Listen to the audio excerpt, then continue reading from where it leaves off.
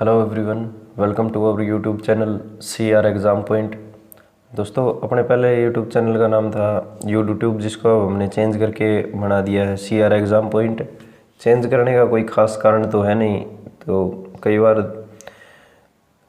किसी सर्च के ऊपर पहले अपना यूट्यूब चैनल नहीं आता था। जब कभी भी सर्च करते थे या कोई भी स्टूडेंट देखता था वीडियो को सर्च करके, तो यूट्यूब के नाम से यूट्यूब पर सर्च नहीं आता था, इसलिए इसको चेंज कर दिया। बस यही कारण है, CR एग्ज़ाम पॉइंट। ठीक है, तो पीछे हम सेट्स चैप्टर कर रहे थे। सेट्स का हमने सब set, super set, power set ये सब कर लिया था, universal set.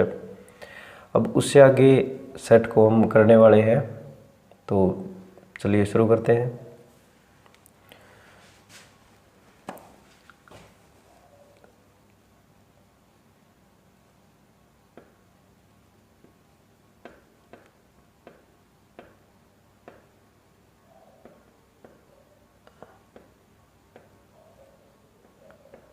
Union of a set.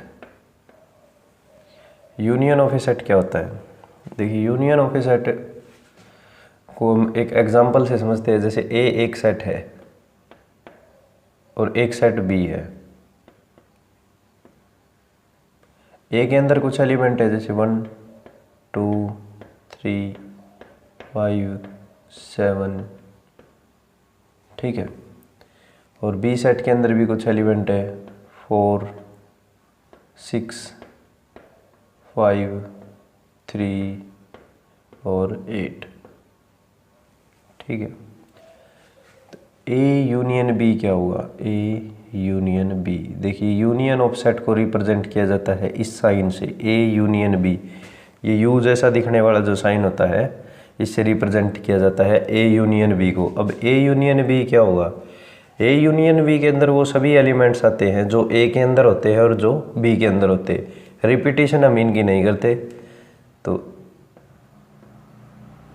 जैसे ए के अंदर एलिमेंट है 1 2 3 5 7 और बी के अंदर है 4 6 5 3 8।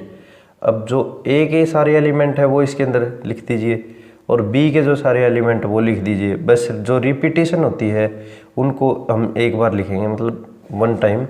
तो 1 2 3, अब इसके अंदर 4 है, 5 वहाँ से, फिर 6, फिर 7 और फिर 8, ठीक है। तो रिपीटेशन किस किस की हो रही थी? 5 की हो रही थी, 3 की हो रही थी। इन दो एलिमेंट्स की रिपीटेशन हो रही थी, जिसको हमने सिर्फ एक बार ही लिखा है सेट के अंदर।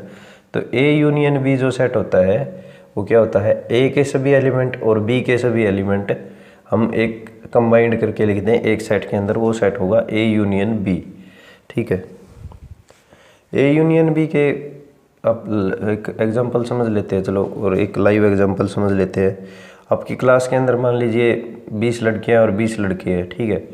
तो एक लड़कियों का सेट हो गया ए सेट, गर्ल्स का, ठीक है, और एक बी सेट हो गया बॉयज़ का, ठीक। उनका ए यूनियन बी क्या होगा? ए यूनियन बी होगा आपकी पूरी क्लास, आपकी क्लास के 40 स्टूडेंट, जिसमें गर्ल्स भी आ गई और बॉयज़ भी आ गई, ठीक है। और एग्जांपल ले लेते हैं इसका। मान लीजिए ए एक सेट है x such that x is a set of even number, ठीक है। और b एक सेट है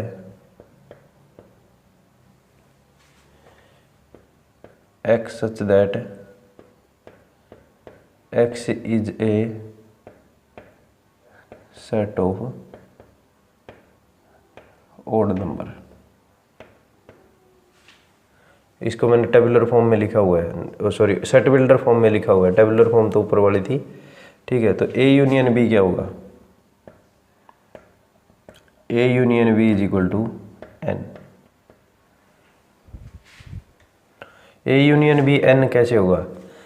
ऊपर वाला सेट ऑफ इवन नंबर है, नीचे वाला ओड नंबर है, वो सम संख्याएं और विषम संख्याएं।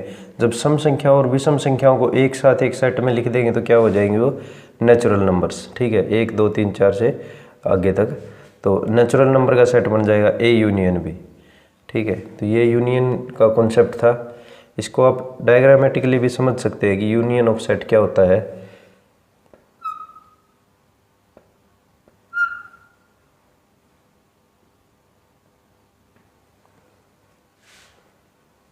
मान लीजिए ये पूरा एक सेट है यूनियन का। ठीक है, और इसके अंदर ये सेट ए है और ये सेट बी है। ये ए है, ये बी है। ठीक है, तो इसको हम कैसे रिप्रेजेंट करेंगे? ग्राफ के अंदर इसको रिप्रेजेंट किया जाएगा ऐसे।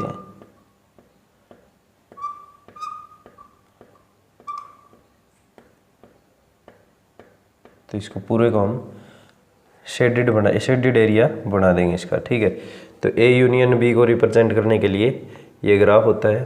ठीक है, ये सिर्फ आपकी नॉलेज के लिए है, बस रिप्रेजेंट करने का तरीका। एक आध बार एग्जाम में भी दे देते हैं इसको। ठीक है, ये था यूनियन का कॉन्सेप्ट। उसके बाद इसकी कुछ प्रॉपर्टीज है यूनियन की। क्या है?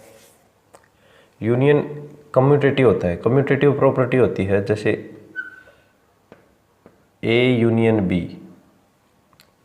Is equal to B union A. A union B is equal to B union A. पहले आप ए का यूनियन बी के साथ कर लीजिए या बी का यूनियन ए के साथ कर लीजिए, दोनों इक्वल होंगे। ये इसकी एक प्रॉपर्टी है, कम्यूटेटिव प्रॉपर्टी। उसके बाद बी एक प्रॉपर्टी होती है। मान लीजिए 3 सेट हैं, ए बी और सी। तो ए का यूनियन हम कर लेते हैं बी यूनियन सी के साथ। पहले बी और सी का यूनियन करेंगे और उसका फिर यूनियन, जो एक सेट आएगा बी यूनियन सी का एक सेट आएगा, उसकी यूनियन करेंगे हम ए के साथ। या फिर पहले आप ए यूनियन बी कर लीजिए और उसकी यूनियन सी के साथ। ठीक है, पहले इन दोनों की यूनियन कर लीजिए, ए और बी की। एक सेट आएगा, उसकी यूनियन सी के साथ कर लीजिए। ये दोनों क्या होंगे? इक्वल होंगे। ये एक एसोसिएटिव प्रॉपर्टी है यूनियन ऑफ सेट की। ठीक है, और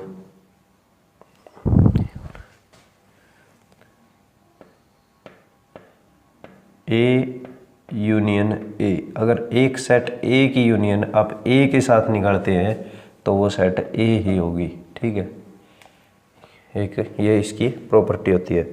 उसके बाद इंटरसेक्शन।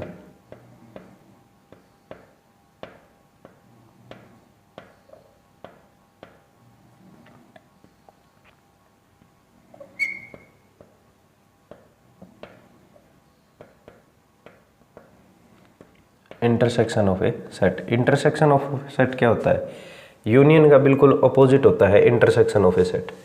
इसको एक एग्जांपल के साथ देखते हैं। पहले ए एक सेट है और बी एक सेट है। ए के अंदर एलिमेंट है 1, 3, 5 और 7 और बी के अंदर एलिमेंट है 2, 4, 5, 6, 7 और 8। ठीक है, तो इंटरसेक्शन ऑफ सेट में क्या होता है? ए और बी के अंदर जो कॉमन एलिमेंट होते हैं सिर्फ उनका एक सेट होता है इंटरसेक्शन ऑफ ए सेट। इसको रिप्रेजेंट किया जाता है यूनियन के अपोजिट साइन से, मतलब उल्टा यू। ठीक है, यहाँ ये यू था और यहाँ क्या है? ये उल्टा यू है। ठीक है, यूनियन का बिल्कुल अपोजिट साइन होता है ए इंटरसेक्शन बी। ठीक है, ए इंटरसेक्शन बी के अंदर वो सभी एलिमेंट आते हैं ए और बी के जो दोनों के अंदर सेम होते हैं। तो इन दोनों के अंदर क्या क्या सेम है? 5 और 7।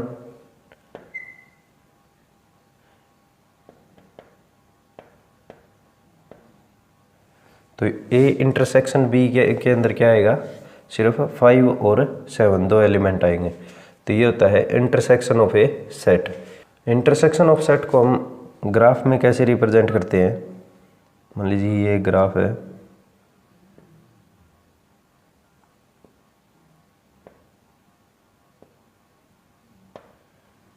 ये यूनिवर्सल सेट है, ये ए है और ये बी है।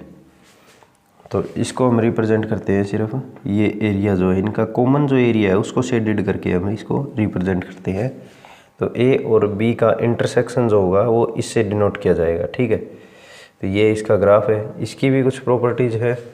तो प्रॉपर्टीज़ क्या है वो, ये कम्यूटेटिव है और एसोसिएटिव है। कम्यूटेटिव बिल्कुल सेम प्रॉपर्टी है इसकी पीछे वाले यूनियन के साथ, जो यूनियन की जो प्रॉपर्टी थी वही सेम प्रॉपर्टी है इसकी।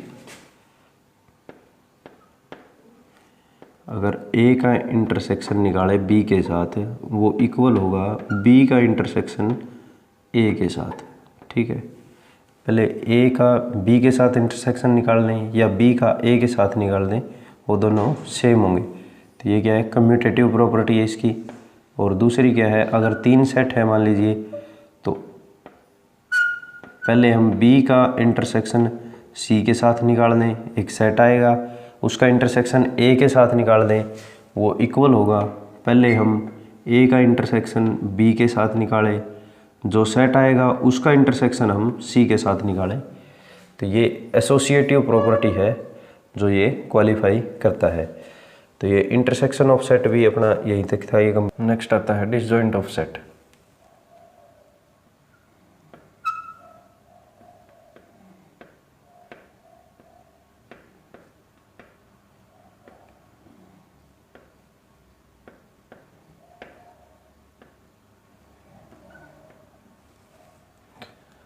देखिए डिसजॉइंट ऑफ सेट क्या होता है।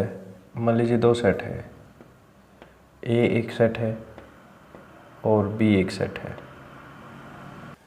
ए सेट के अंदर एलिमेंट है ए, बी, सी और D.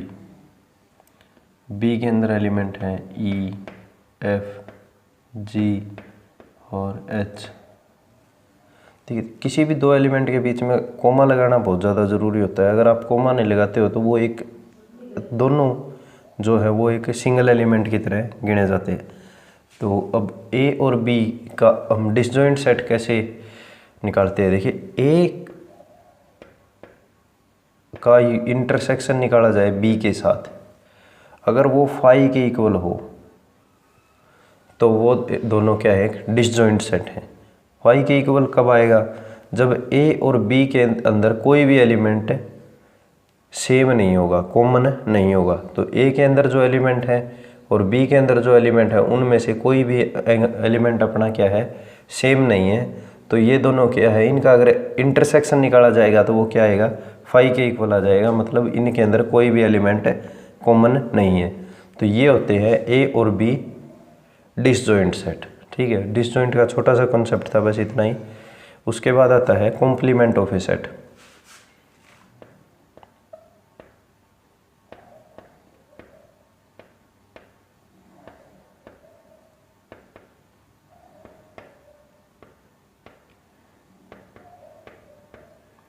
Complement of a set, ठीक है। कॉम्प्लीमेंट ऑफ ए सेट क्या होता है, देखिए एग्जाम्पल के साथ करते हैं इसको। एक यूनिवर्सल सेट है अपने पास। यूनिवर्सल सेट के अंदर एलिमेंट हैं 1, 2, 3, 4, 5, 6, 7 और 8। ये 8 एलिमेंट है। और एक सेट ए है, उसके अंदर एलिमेंट हैं 2, 4, 6 और 8। मतलब ए जो है वो एक सेट है इवन नंबर का जो 2 से 8 तक है, ठीक है। तो अब इन दोनों में अब हम क्या निकालते हैं, ए कॉम्प्लीमेंट। अब ए जो एलिमेंट है, ए जो सेट है उसका हम कॉम्प्लीमेंट निकालते हैं, ए कॉम्प्लीमेंट। इस कॉम्प्लीमेंट को रिप्रेजेंट किया जाता है ऐसे डैश से, ए के ऊपर डैश या सी भी लगा देते हैं, ठीक है। तो ये रिप्रेजेंट करते हैं इसको ऐसे कॉम्प्लीमेंट। कॉम्प्लीमेंट कैसे निकालते हैं, ए कॉम्प्लीमेंट होता है यूनिवर्सल सेट के वो सभी एलिमेंट जो ए में नहीं है। तो ए के जो भी एलिमेंट हैं यूनिवर्सल सेट के उन एलिमेंट को, यूनिवर्सल सेट में से उन एलिमेंट को घटा के बाकी लिख देंगे, वो होता है ए कॉम्प्लीमेंट। जैसे 1, 3, 5 और 7, ये होता है ए कॉम्प्लीमेंट। यूनिवर्सल सेट में से ए के एलिमेंट हटा देंगे और बाकी जो एलिमेंट बचेंगे वो ए कॉम्प्लीमेंट के अंदर आएंगे। ठीक है, तो ए कॉम्प्लीमेंट जो होता है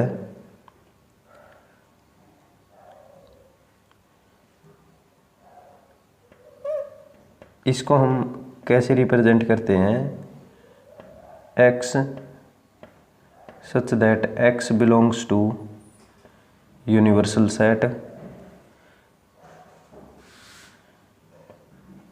और x not belongs to A. इसको हम ऐसे रिप्रेजेंट करते हैं कॉम्प्लीमेंट को। ठीक, कॉम्प्लीमेंट सेट की कुछ प्रॉपर्टीज हैं, जैसे देखिए आपको ये तो ध्यान होगा कि ए जो है वो क्या है, subset of universal set. A set जो है वो क्या है, सबसेट ऑफ यूनिवर्सल सेट। देखिए इसको सबसेट को इस साइन से रिप्रेजेंट किया जाता है, ये पीछे हम क्लास में कर चुके हैं। अगर ये साइन जिसकी तरफ इसका मुंह खुलता है वो हमेशा बड़ा सेट होता है, ये याद रखिए। अगर मान लीजिए इसको मैं ऐसे लिख दूं,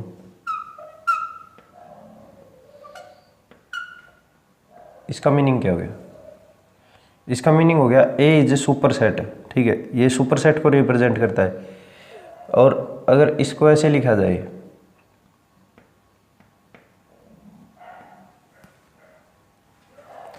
तो इसका मीनिंग क्या हो गया, यूनिवर्सल सेट जो है वो ए सेट का सबसेट है। ठीक है, यूनिवर्सल सेट जो है वो ए सबसेट का सबसेट है।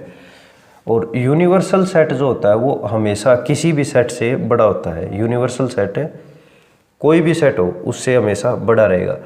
तो ये कंडीशन क्या बताती है कि जो यूनिवर्सल सेट है वो सबसेट है ए का, इसका मतलब वो ए से छोटा तो नहीं हो सकता, तो ए के क्या होगा, इक्वल होगा। यूनिवर्सल सेट और ए जो है वो दोनों क्या है, इक्वल है।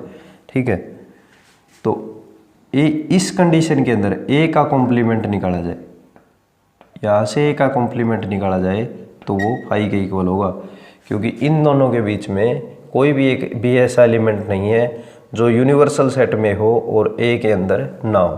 तो फर्स्ट प्रॉपर्टी यही थी इसकी, जब अगर यूनिवर्सल सेट सबसेट हो ए का तो ए का जो कॉम्प्लीमेंट निकलेगा वो फाई होगा। ठीक है, उसके बाद आता है, ये फर्स्ट प्रॉपर्टी थी इसकी। सेकंड है, ए का यूनियन किया जाए ए कॉम्प्लीमेंट के साथ तो वो बनाता है यूनिवर्सल सेट। अब ये सेट ए था और ये सेट ए कॉम्प्लीमेंट है, इन दोनों का अगर यूनियन करेंगे तो क्या आएगा, यूनिवर्सल सेट। ठीक है,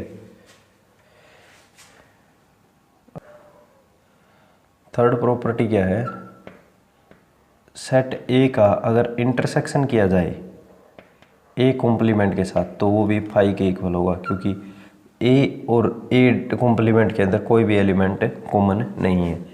फोर्थ प्रॉपर्टी है, एक सेट ए का हमने कॉम्प्लीमेंट किया तो हमारे पास क्या आता है, वो एलिमेंट आते हैं जो ए के अंदर नहीं है। अगर इसका हम दोबारा कॉम्प्लीमेंट करते हैं, इसका हम दोबारा कॉम्प्लीमेंट करेंगे तो क्या आएगा, इसके अंदर के सारे एलिमेंट छोड़ के बाकी एलिमेंट, इसका मतलब जो ए के अंदर एलिमेंट है वही एलिमेंट आएंगे, तो ये इक्वल हो जाता है ए के। ठीक है, तो ए का अगर हम दो बार कॉम्प्लीमेंट कर देते हैं तो वो किसके इक्वल होता है, ए के इक्वल हो जाता है। ठीक है, कॉम्प्लीमेंट का यही था, इतना ही था कॉन्सेप्ट। उसके बाद आता है डिफरेंस ऑफ सेट।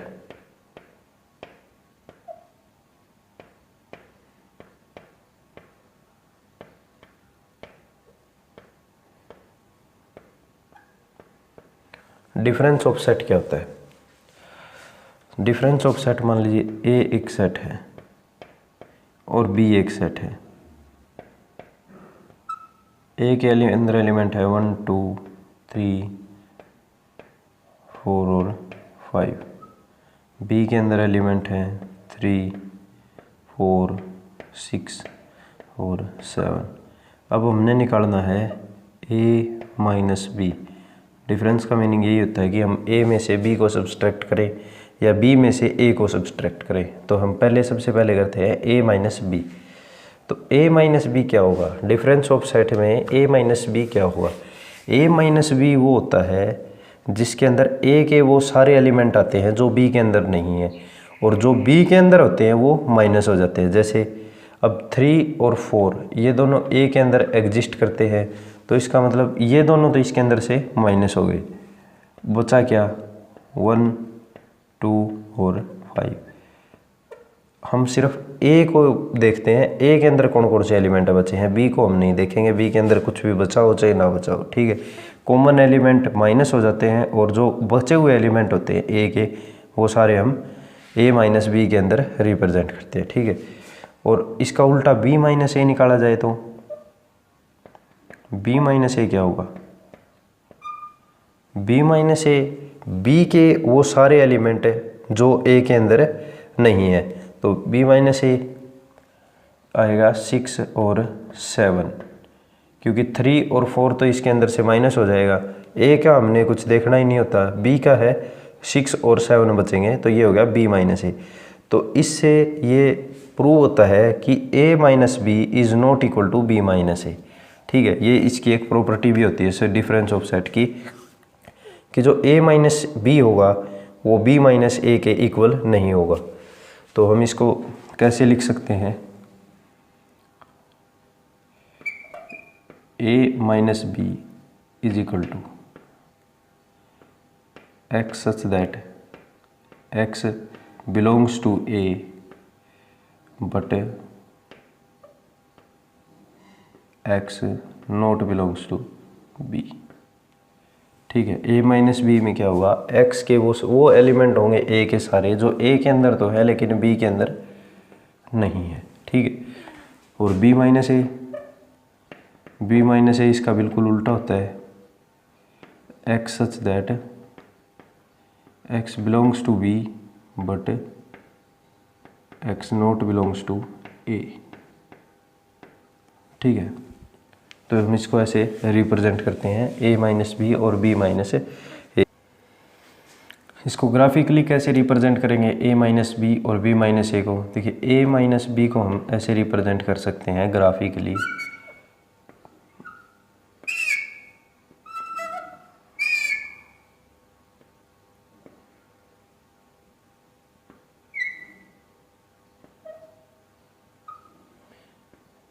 ये यूनिवर्सल सेट है, ये a है और ये क्या है b। तो a माइनस बी को रिप्रेजेंट करने के लिए हम सिर्फ ये पोर्शन शेडेड करेंगे, क्योंकि जो कॉमन होता है हम उसको नहीं लेते हैं, ठीक है। तो सिर्फ a के एलिमेंट होंगे। और b माइनस ए को रिप्रेजेंट कैसे करेंगे, सिर्फ b का एरिया शेडेड कर देंगे, ठीक है। तो ये a माइनस बी और b माइनस ए को ग्राफिकली रिप्रेजेंट करने का तरीका है। उसके बाद एक डी मॉर्गन्स लॉ होता है, ये अपना डिफरेंस ऑफ सेट का टॉपिक कंप्लीट हो गया। उसके बाद आता है डी मॉर्गन्स लॉ।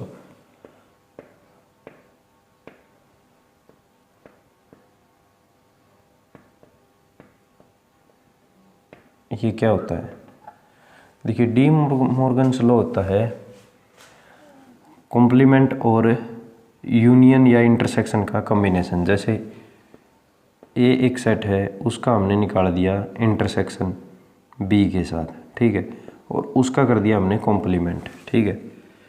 तो वो किसके इक्वल होगा, ए और बी का पहले हम इंटरसेक्शन निकालेंगे और उसके बाद उसका कॉम्प्लीमेंट करेंगे, तो ये इक्वल होगा। या तो हम पहले ए का कॉम्प्लीमेंट निकाल दें और फिर हम बी का कॉम्प्लीमेंट निकाल दें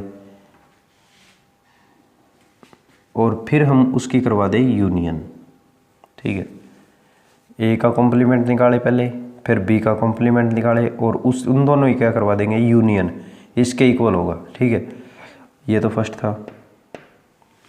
इसके बाद सेकंड आता है यूनियन के साथ ए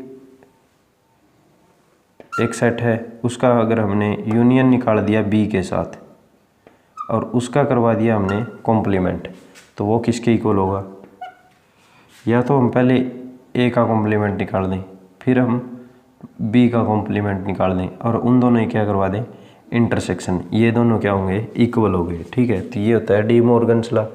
इसको प्रूव करना बिल्कुल आसान है। आप ए कोई एक सेट मान लीजिए, बी एक सेट मान लीजिए और एक यूनिवर्सल सेट मान लीजिए, ठीक है। और उसके ऊपर आप कॉम्प्लीमेंट मैंने आपको पीछे बताया, तो आप अच्छी तरह समझ गए होंगे उसको। तो ये आपके लिए होमवर्क है, इसको प्रूव करके देखना कैसे प्रूव होता है ये। आप इसको एक बार प्रूव करके देखेंगे, एग्जाम्पल मान के, कोई भी एग्जाम्पल मान लेना, ठीक है। तो डी मॉर्गन्स लॉ ये अपना कंप्लीट हो गया। तो फ्रेंड्स ये थी अपनी आज की क्लास, जिसके अंदर हमने काफ़ी टॉपिक कर लिए हैं सेट के। इसके बाद एक छोटा सा टॉपिक और रहता है, वो हम नेक्स्ट क्लास के अंदर कर लेंगे, ठीक है। तो आपको ये क्लास पसंद आई होगी और समझ में भी आई होगी। अगर ना आई हो तो एक बार फिर से वीडियो को देख लें, ठीक है। तो फ्रेंड्स आपको क्या करना है, वीडियो को लाइक करना है, शेयर करना है अपने फ्रेंड्स को, चैनल को सब्सक्राइब करना है और दूसरों से भी करवाना है, ठीक है। Thank you for watching this.